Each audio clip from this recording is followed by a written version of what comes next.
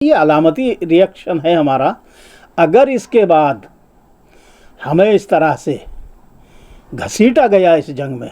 تو ہم اسرائیل کو پھر تہس نہس کرنے سے پیچھے نہیں ہٹیں گے. ایک طرح سے اس نے میسج دیا ہے. مسلمان جو ہے پورا مشرقی ایشیا کا اور عالم عرب کا بھی 90-95% بالکل یک طرفہ ہے. وہ فلسطین کے ساتھ ہے، حماس کے ساتھ ہے، فلسطین کاز کے ساتھ ہے، غزہ کے ساتھ ہے. سے آپ دیکھتے ہیں کہ بادشاہتیں اور ملوکیتیں چلی ہیں تو مسلمانوں میں اس طرح کے کچھ نہ کچھ لوگ رہے ہیں کہ حکومت کے موافق بولنے والے، لیکن عوام جو ہے وہ غلط بات پہ کبھی اکٹھا نہیں ہوتے ہیں، آج بھی نہیں ہیں. اسرائیل کا ایک طرح سے فلسطین اور غزہ کے عوام پر سیدھا سا جینوسائیڈ ہے، یہ نسل کشی ہے بالکل. اور اس میں عالمی طاقتیں اس کے ساتھ ہیں، جن میں سب سے بڑا چیمپئن جو انسانیت کا، انسانی حقوق کا، شرافت کا جو سب سے بڑا بین الاقوامی چیمپئن بنتا ہے وہ امریکہ. یہ 4 مہینوں سے جس طرح سے وہاں قتل عام کیا جا رہا ہے، نسل کشی کی جا رہی ہے، تو آپ کی ایمانی غیرت کہاں گئی؟ آپ کی ایمانی حمیت کہاں چلی گئی؟ آپ کیوں نہیں ان کے حق میں کھڑے ہو رہے؟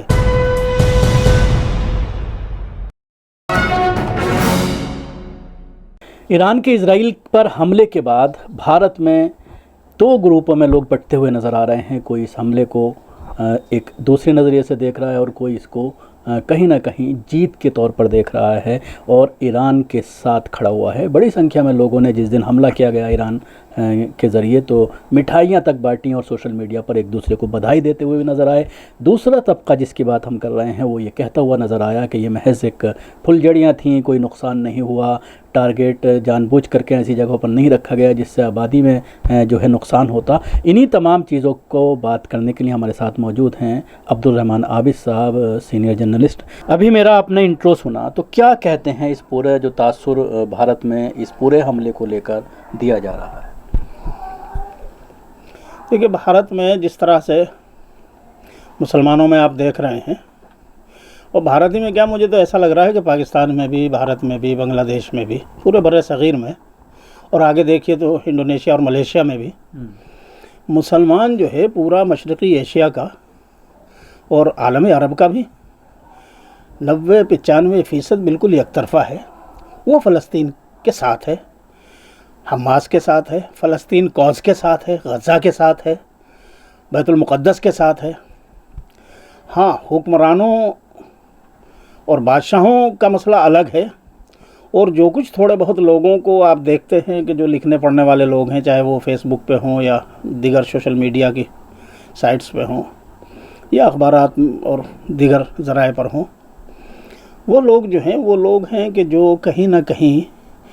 گلف کنٹریز کی حکومتوں کے فیض یافتگان ہیں،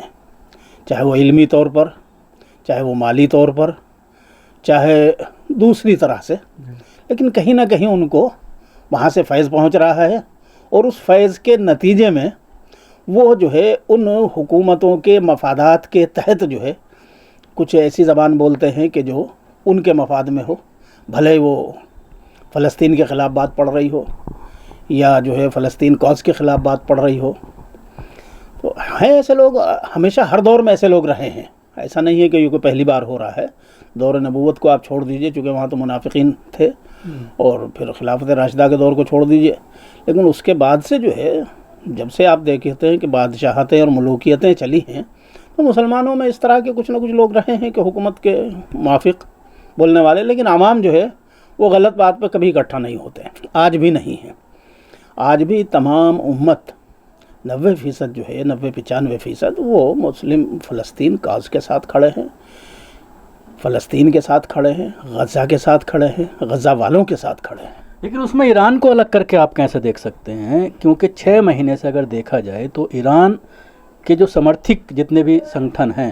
وہ کہیں نہ کہیں جم کر وہاں پر ساتھ دے رہے ہیں اور فلسطین کے ساتھ کھڑے ہوئے ہیں. تو ایران کو اس سے پھر الگ کیوں دیکھا جا رہا ہے؟ دیکھیے، اصل میں مسئلہ میں نے جو کہا وہی ہے. ہمارے یہاں علماء پچھلے 50 سال سے، علماء، دانشور، صحافی، بہت سارے لوگ جو ہے جب سے کہیے کہ گلف میں تیل کی دولت برآمد ہوئی ہے اور پیٹرو ڈالر کی ایجاد ہوئی ہے تب سے ہمارے بہت سے لوگوں کے مفادات ان سے جڑے ہیں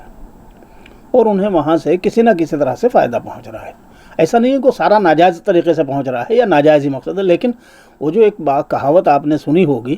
کہ بھائی منہ کھائے تو آنکھ لجائے، منہ کھائے آنکھ لجائے. تو ظاہر سی بات ہے کہ جو لوگ 20 سال سے 40 سال سے 50 سال سے ان کے وظائف حاصل کر رہے ہیں، آج ان کی پالیسی جو بھی ہے جس طرح کی بھی ہے، چاہے وہ فلسطین کے خلاف ہے یا اسرائیل کی حمایت میں ہے یا گو مگو کی ہے، لیکن اندرونی طور پر جو ہے وہ حماس کے مخالف ہیں، تو ان لوگوں کی زبان بھی جو ہے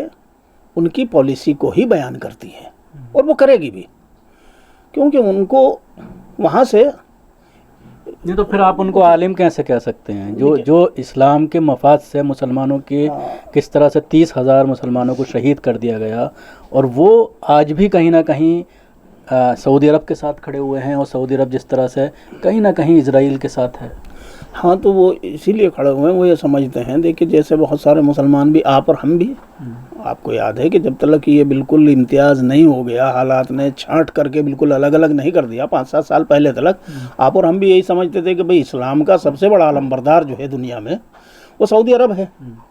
اور اس کی چھتری کے نیچے ہی اسلام کی حفاظت ہو سکتی ہے. اور جو آدمی ذرا سا بھی سعودی عرب کو یا سعودی عرب کے حکمرانوں کو ذرا سا بھی برا کہتا تھا، ہمیں برا لگتا، ہم فوراً جو اس پہ نمک پانی لے کے چڑھ جاتے ہیں. تو وہی کیفیت جو ہے، اب ظاہر سی بات ہے کہ بھئی جن لوگوں کو وہاں سے فیض پہنچ رہا ہے تو ان کو تو زیادہ ہوگا وہ معاملہ. میں نے جیسا پہلے کہا کہ وہ ایسا نہیں ہے کہ ان کا مقصد جو ہے وہ غلط ہو، لیکن کئی مرتبہ آدمی نیک نیتی کے ساتھ بھی غلط کام کرتا ہے. تو بہت سے کام ایسے ہوتے ہیں کہ آدمی نیک نیتی کے ساتھ غلطیاں کر رہا ہوتا ہے، تو اس میں بھی بہت سارے لوگ ہیں ایسے کر رہے ہیں. لیکن بنیادی سوال یہ ہے کہ آپ نے جو ایک بات اور کہی ہے وہ بڑی اہم ہے، اور جو اصل مجھے کہنی چاہیے. دیکھیے اس وقت تقریباً 3-4 مہینے ہو گئے، 3 مہینے سے زیادہ ہی ہو گئے، 4تھا مہینہ چل رہا ہے جب سے یہ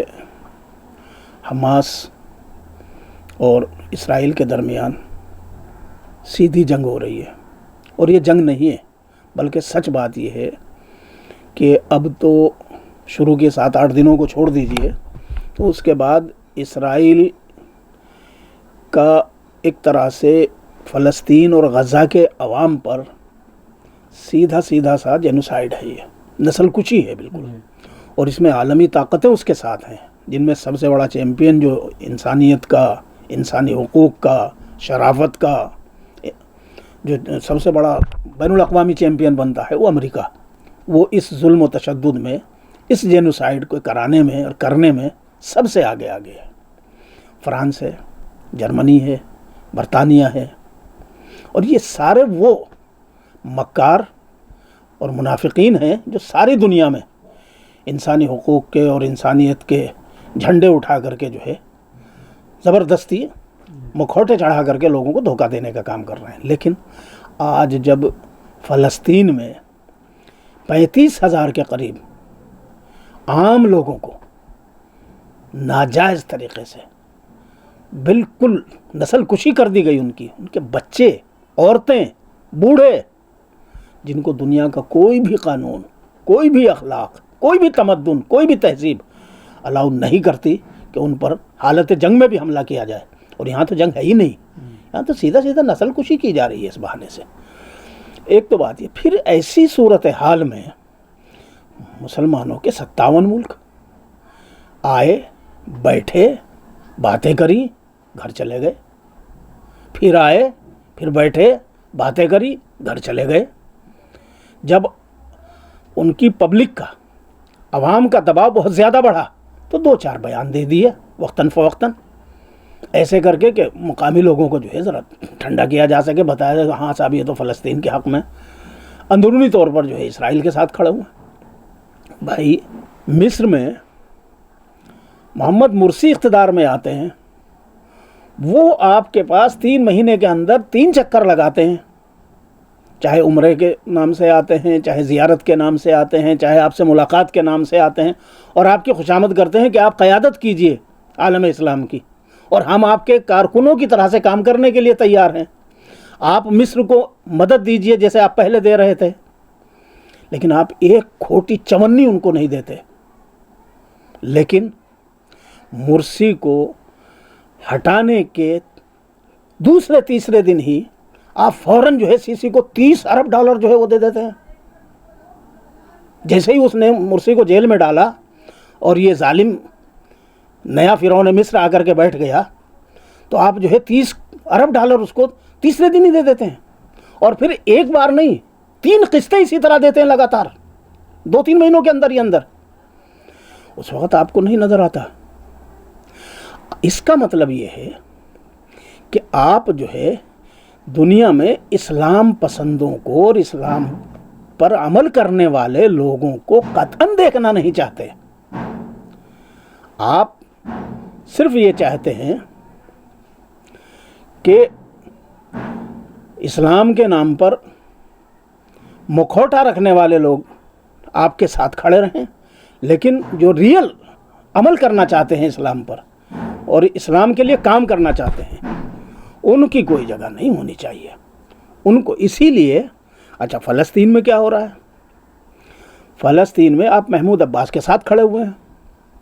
محمود عباس کو خوب آپ پیسے دے رہے ہیں، اور کہ صاحب ہم تو فلسطین کی بڑی مدد کرتے ہیں، اربوں ڈالر دے رہے ہیں۔ ٹھیک ہے، آپ اربوں ڈالر دے رہے ہیں فلسطین کے نام پر، تو سوال یہ ہے کہ پچھلے 4 مہینوں سے جس طرح سے وہاں قتل عام کیا جا رہا ہے، نسل کشی کی جا رہی ہے، تو آپ کی ایمانی غیرت کہاں گئی؟ آپ کی ایمانی حمیت کہاں چلی گئی؟ آپ کیوں نہیں ان کے حق میں کھڑے ہو رہے؟ ارے بھائی، اگر وہ یمن کے حوثی وہ آپ سے ادھر جا کر کے اتنی دور سے وہ تو کام کر رہے ہیں، اور انہوں نے وہ کارنامہ انجام دے کے دکھا دیا کہ وہ جو علامہ اقبال کا شعر ہے کہ مومن ہو تو بے تیغ بھی لڑتا ہے سپاہی، انہوں نے تو وہ بالکل زندہ ثبوت آپ کے سامنے پیش کر دیا، لیکن آپ کو اب بھی جو آپ کے کانوں پہ جو نہیں رہیں گی، آپ کی غیرت ایمانی جو ہے اور حمیت ایمانی جو ہے وہ کہیں بیداری نہیں ہو رہی۔ لیکن اگر ایران، ہم نے مانا کہ ایران نے یہ حملہ جو کیا ہے، اس نے بالکل یہ نہیں اعلان کیا کہ میں یہ اس لیے کر رہا ہوں کہ غزہ کو اسرائیل نے تباہ کر دیا ہے، غزہ والوں کی نسل کشی کر رہا ہے اس لیے حملہ کر رہے ہیں، بلکہ ایران نے اپنے دفاع میں یہ حملہ کیا ہے۔ شام میں ان کے ایمبیسی پر اسرائیل نے حملہ کر کے ان کو چیلنج کیا، ان کو نقصان کیا، ان کے بڑے قائدین اور ان کے بڑے جنرلوں کو، فوجیوں کو مارا، تو اس کے جواب میں ریئیکٹ کیا ایران نے، اور ریئیکٹ بھی ایک طرح سے علامتی کیا ہے ابھی وہ، اور اس نے کہہ بھی دیا کہ یہ علامتی ریئیکشن ہے ہمارا، اگر اس کے بعد ہمیں اس طرح سے گھسیٹا گیا اس جنگ میں تو ہم اسرائیل کو پھر تہس نہس کرنے سے پیچھے نہیں ہٹیں گے، ایک طرح سے اس نے میسیج دیا ہے۔ تو اس میں جو ہے ان لوگوں کو جو آج یہ کہہ رہے ہیں، پہلے یہ کہہ رہے تھے جب تک ایران نے حملہ کیا نہیں تھا کہ ایسا ہو ہی نہیں سکتا، یہ تو ممکن ہی نہیں ہے، قیامت کی صبح تک ایران حملہ نہیں کر سکتا، اسرائیل اور ایران دونوں ملے ہوئے ہیں، دونوں کی ساز باز ہے، اور اگر اس نے حملہ کر دیا تو کہ صاحب اس نے تو کوا بھی نہیں مارا، اس نے تو فلاں بھی نہیں کیا، اس کا کوئی نقصان نہیں ہوا، اس نے پہلے اعلان کر کے جو ہے وہ حملہ کیا ہے۔ بھئی وہ ٹھیک ہے، یہ بات صحیح ہے کہ اگر آپ باقاعدہ سیدھے جنگی حالات کے اعتبار سے اس کا تجزیہ کریں گے تو یہ بات سمجھ میں آتی ہے کہ یار یہ تو واقعی عجیب سی بات ہے کہ صاحب پہلے اعلان کر رہے ہیں اور پھر حملہ کر رہے ہیں۔ لیکن جیسا میں نے پہلے کہا کہ اس نے ابھی وارن کرنے کے لیے یہ حملہ کیا ہے، وارننگ دینے کے لیے حملہ کیا ہے اس نے، نہ کہ جنگ میں شامل ہونے کے لیے۔ اس نے عالمی سطح پر بین الاقوامی طاقتوں کو یہ ایک میسج دیا ہے کہ دیکھو ہم اپنے اوپر ہوئے حملے کے دفاع میں جواب تو دیں گے، لیکن ابھی ہم باقاعدہ اس کو جنگ کی صورت نہیں دے رہے ہیں جیسا کہ اسرائیل چاہ رہا ہے، بلکہ جس طرح سے تمام بین الاقوامی برادری چاہ رہی ہے، تمام دنیا چاہ رہی ہے کہ بھئی جنگ بڑی نہ ہو، جنگ پھیلے نہیں۔ ایران بھی جو ہے اس جنگ کو پھیلانا نہیں چاہتا، لیکن اپنے اوپر حملہ برداشت نہیں کرے گا، اس لیے انہوں نے وارننگ دینے کے لیے یہ حملہ کیا ہے۔ انہوں نے جو ہے اس کو جنگ کرنے کے لیے یا جنگ پھیلانے کے لیے نہیں حملہ کیا ہے۔ اب لوگ पहले ये कि साहब वो तो करेगा नहीं, और अगर उसने कर दिया कि साहब उसने तो एक चूहा भी नहीं मारा, एक कबूतर भी नहीं मरा, एक कौवा भी नहीं मरा, और उसने तो फला भी नहीं हुआ। अरे भाई उसने मारने के लिए कब किया था? उसने जो है उनके एक डिफेंस सिस्टम पर और एक हवाई अड्डे पर जो है उन्होंने हमला किया, और वो कामयाब रहे उसमें, वहाँ उनको डैमेज हुआ है। अब इसराइल आपको ये थोड़ा ही बताएगा ऐलान। बिल्कुल ये दिखा दिया कि 10 घंटे फ्लाई करने के बाद हमारे मिसाइल आपके पार्लियामेंट के ऊपर से गुजर सकते हैं या बैतुल मक़दस के ऊपर से गुजर सकते हैं, तो आप हमारी रेंज में हैं, ये दिखा दिया उसने। ये भी दिखा दिया, और उसके साथ ये भी दिखा दिया, वो जो दिखाने वाले थे उनसे दिखा दिया, और जो काम करने वाले मिसाइल थे वो 2-3 दाग करके उस अड्डे पर वो कामयाब हुए हैं, और उन्होंने सारे डिफेंस सिस्टम को जो है उन्होंने फेल करके वो जा करके अपने टारगेट को पूरा किया है। उसने ये भी दिखा दिया कि हमारे पास टारगेट को पूरा करने वाले भी हैं, और तुम्हें जो है जैसा आपने कहा कि तुम्हारे ऊपर से गुजर करके तुम्हारे वहाँ तक पहुँचने वाले सारी चीज़ें मौजूद हैं, और हम सब कुछ कर सकते हैं। वार्न करने के लिए दिया ना उन्होंने। तो अब ये लोग उसको कि साहब वो तो यूँ नहीं करता, वो तो यूँ नहीं करता। सवाल ये है कि आप कहाँ सो रहे हैं? आपने क्यों नहीं किया भाई? अगर सऊदी को आप इतना बड़ा वो समझ रहे हैं, सवाल यह है कि सऊदी ने क्यों एक्शन नहीं लिया? और तो और तुर्की, हम भी ये समझते थे कि साहब ये तो बड़ा खलीफतुल मुस्लिमीन है, बड़ा इमामुल मुजाहिदीन है, बड़ा अमीरुल मोमिनीन बनेगा, लेकिन वो भी जो है बिल्कुल दुम दबा करके जो है घर बैठ गया। अब अगर ईरान कम से कम अपनी गैरत और अपनी हमीयत को जाहिर कर रहा है और अपने आप को ये बता रहा है कि तुम्हारे साथ अगर दुनिया के सारे बड़े शयातीन और सारी शयातीनी ताकतें इबलीसी तुम्हारे साथ खड़ी हुई हैं, तब भी हम जो है किसी से डरने वाले नहीं हैं, ये मैसेज देने में वो कामयाब हैं। और अगर इसके बावजूद भी वो नहीं मानते, आप देख लीजिएगा ईरान जो फिर आगे भी करेगा। मैं इसलिए मैं 2-3 कंट्रीज़ का जो रोल साफ तौर पर नज़र आ रहा है। अगर आप उर्दून की बात करें, शाह अब्दुल्ला ने पूरा साथ दिया इसमें हमले में, कई मिसाइल को जो है डिफ्यूज़ किया गया उनकी ज़मीन के ऊपर, उनकी एयर स्पेस पर। उसके अलावा यूएई पूरी तरह से साथ नज़र आया, हालांकि सऊदी अरब ने खंडन किया है कि हमने कोई साथ नहीं दिया। देखिए सऊदी अरब ने वाकई अभी तक कोई अमलन उनका साथ नहीं दिया है, लेकिन वो दोनों तरफ से दबाव में है बहुत शदीद किस्म के। चूँकि सऊदी अरब के सामने असल में मसला क्या है कि वो बहुत बड़ी उसमें फंसा हुआ है एक तरह से। एक जो है थोड़ा जोग्राफिया के अलावा एक तो उनकी जो है अपनी ख़ानदानी बादशाहत को बचाना, असल उसके लिए उसको बचाने के लिए अमेरिका की खुशनुदी हासिल करना उनके लिए लाजिम, बिल्कुल लाजिम है। क्योंकि वो आपको याद होगा ना, जब ट्रंप आया था उसने कहा था कि अगर हम 10 दिन जो है नज़र हटा लें तो तुम्हारा किस्सा ख़त्म हो जाएगा। तो वो सूरत हाल उन्होंने वहाँ प्रैक्टिकल बना रखी है वाक़ईतन। अमेरिका ने वो सूरत हाल यकीनी तौर पर वहाँ पैदा कर रखी है कि अगर वो हटा ले, और तो 10 दिन क्या, मैं समझता हूँ कि 2 दिन भी ना लगेंगे। तो इसलिए सऊदी ख़ानदान को एक तो अपनी बादशाहत को बचाने का सबसे पहली फ़िक्र तो ये है। हमास भी तो कहीं ना कहीं सऊदी अरब के लिए थ्रेट है कि अगर हमास जीत जाती है तो फिर नंबर सऊदी अरब क्या तमाम मुस्लिम कंट्रीज़ का। नहीं, मैं जो कह रहा हूँ कि सऊदी हुकूमत को सबसे पहले अपनी ख़ानदानी बादशाहत को बचाने की फ़िक्र। दूसरा, आलमी सतह पर जो सूरत हाल है उनका, चूँकि उनको बचाने वाला आज तक अमेरिका रहा है, और अमेरिका के साथ में जो उसके अलाइज हैं यूएन के अंदर, उसको उन्हीं की पॉलिसी फॉलो करनी है। क्योंकि अगर उसको अपना डिस्टेंस कहीं रखना है तो उन्हीं के साथ खड़ा होना है, वो मजबूर। लेकिन पब्लिक जो है वहाँ की वो बिल्कुल उत्सुक है, वो खड़ी हुई है फ़लस्तीनियों के साथ।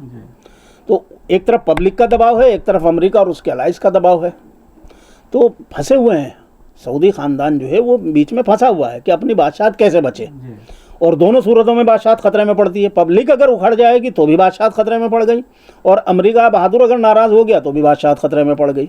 इसलिए जो है उनके सामने बड़ी परेशानी ये है कि वो अपने आप को इधर भी और इधर भी इस तरह की पॉलिसी पर चल रहे हैं कि अपनी हुकूमत किसी तरह से बचा ले जाए इस सूरत हाल में। हाँ, जहाँ तक बात वो है कि फ़लस्तीन, वो चूँकि हमास को जो है वो वैसे ही समझते हैं जैसे वो इख़वान को समझते थे कि साहब ये जो है अगर एक सियासी ताकत बन के और उनकी हुकूमत जिस तरह से थी, बल्कि पहले भी आप अगर देखेगा जब इस्माइल हानिया वज़ीर आज़म बने थे इलेक्शन जीत करके और हुकूमत बनी थी, उस वक़्त भी आपने देखा होगा کہ اپنے آپ کو سعودی اور ان کے جتنے بھی یہ بہت قریبی 4-5 گلف کنٹریز ہیں، انہوں نے اپنے آپ کو بالکل الگ کر لیا تھا۔ یو اے ای تو سمجھ لیجئے یہ تو ملحد ہے، یو اے ای والے تو ملحد ہو چکے ہیں، اعلان نہیں کیا انہوں نے اپنا کہ ہم مرتد ہیں، انہوں نے تو بس وہ ظاہری طور پر جو ہے کہ ہم لا الہ الا اللہ کہتے ہیں، باقی جو ہے عملاً سے وہ بالکل خالی ہو چکے ہیں، وہاں کوئی نہیں رہا۔ پریکٹیکل آپ جا کے دیکھ لیجئے، دبئی وغیرہ میں آپ دیکھتے بھی ہیں، تو وہاں تو قصہ ختم ہے، اس کو تو چھوڑ ہی دیجئے، اس کو کسی گنتی میں مت لائیے۔ وہ تو جیسے یورپ کی کوئی ایک کنٹری ہے تو وہاں پہ مسلمان رہتے ہیں، عام مسلمان ہیں، وہ حکومت جو ہے ان کی، شیخ کہلاتے ہیں وہ ان کی ہے، لیکن ملحد ہیں وہ، ان کو چھوڑ دیجئے۔ اب اردن کا مسئلہ ہے، اردن کا جو یہ شاہ عبداللہ ہے، یہ منافق، غدار، اس کا باپ ویسا ہی، اس کا دادا وہ ہے کہ جس نے خلافت عثمانی یعنی خلافت اسلامی کی اینٹ سے اینٹ بجانے کے لیے سب سے بڑے شیطانی ایجنٹ کا کام کیا تھا، اور اس نے جو ہے وہاں پر بغاوت کر کے سعودی عرب میں، یا کہہ لیجیے پورے جزیرۃ العرب میں بغاوت کر کے ایک ٹکڑے کا بادشاہ، ایک بیٹے کو اپنے آپ بادشاہت جو حجاز کی رکھی اس نے، عرب کی، اور بیٹے کے لیے جو ہے اردن کی، ایک بیٹے کے لیے جو ہے یمن کی، اس کی شام کی، تو اس طرح سے کر کے اس نے تو جو ہے بٹوارا کر کے ان سے غداری کری، امت مسلمہ سے، اسلام سے، اور غداری کر کے اس نے اسلام دشمنوں کے ساتھ کھڑا ہوا تھا۔ تو یہ تو غدار ابن غدار ابن غدار ہیں، ان کی بات کا تو کوئی وہ نہیں ہے مسئلہ، ان کو تو مسلمان کہنا، مسلمان سمجھنا، یا مسلمان اگر اس کو یہ سمجھتے ہیں کہ یہ مسلم اور اسلامی حکومت ہے، بالکل وہ دھوکے میں ہے خود اپنے آپ۔ تو یہ تو یہودیوں کے ساتھ ہے، ساتھ تھا، اور کوئی بھی اسلام دشمن طاقت آئے گی انہی کے ساتھ رہے گا، ان سے کوئی مسئلہ وہ نہیں ہے۔ سوال یہ ہے کہ سعودی عرب، چونکہ سعودی عرب ایک ایسی جگہ ہے کہ جس کے حدود میں حرمین شریفین ہیں، اور سعودی عرب کے بادشاہ جو ہے انہوں نے اپنا لقب بھی جو ہے خادم الحرمین شریفین ہی اختیار کیا ہوا ہے۔ تو سوال یہ ہے کہ آپ نے کوئی ایکشن لیا نہیں، آپ نے ان کی حمایت کری نہیں، اور مسلمانوں کی خوشی کی جو وجہ ہے وہ یہ ہے کہ وہ یہ بھی جانتے ہیں، جو باشعور مسلمان ہیں وہ یہ جانتے ہیں کہ ایران نے اپنے ڈیفینس میں حملہ کیا ہے، لیکن خوشی کا ہونا فطری عمل ہے بھائی، آپ میرے دشمن ہیں، آپ مجھے مار رہے ہیں، تو آپ پر اگر ادھر سے کوئی ایک تیسرا آدمی یا دوسرا آدمی وہ آ کر کے آپ پر حملہ کرتا ہے اور آپ کو نقصان ہوتا ہے تو مجھے تو خوشی ہوگی نا، اور وہ بھی ایسے وقت میں کہ جب آپ مسلسل مجھ پہ حملہ آور ہیں، تو ایسے وقت میں اگر کوئی بھی آپ پر حملہ کرتا ہے تو مجھے تو خوشی ہوگی۔ تو پوری دنیا کا مسلمان جو ہے فلسطین پر حملے کو اپنے اوپر حملہ سمجھتا ہے، جو مسلمان ہے، میں منافقین کی بات نہیں کر رہا ہوں، جو مسلمان ہیں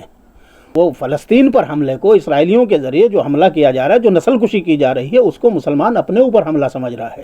بیت المقدس کا حملہ اسلام پر حملہ ہے، اس لیے ہر مسلمان کو ایران کے ذریعے کیے گئے اس حملے کی خوشی ہونا ایمان کی علامت ہے، اور جو لوگ اس بات کو نہیں سمجھ رہے ہیں وہ یا تو نادان ہیں،